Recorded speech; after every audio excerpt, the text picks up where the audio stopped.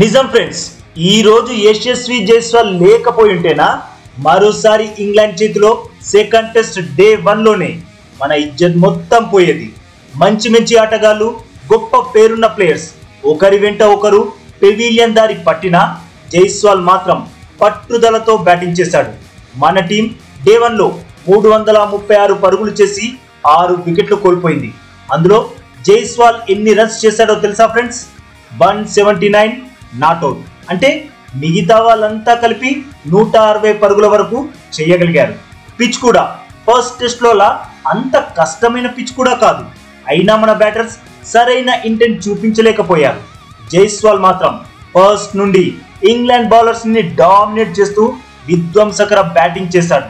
తన 179 పరుగుల్లో 5 సిక్స్లు 17 ఫోర్లు ఉన్నాయి.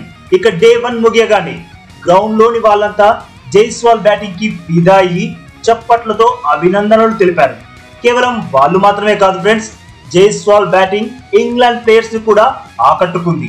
అందుకే ఇంగ్లీష్ టీంలోని ప్రతి ఒక్కరూ జైస్వాల్ ని అభినందించారు. సరే, ఇక మన స్కోర్ బోర్డ్ ఒకసారి చూసేద్దాం.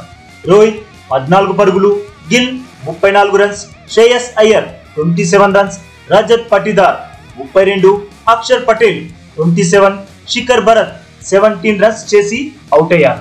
ప్రస్తుతం జైస్వాల్ కి రవిచంద్రన్ అశ్విన్ 5 పరుగులు చేసి తోడుగా నిలిచాడు. డే 2 లో కూడా జైస్వాల్ కి కొంచెం సహకారం లభిస్తే డబుల్ సెంచరీ బాదడం పక్కా.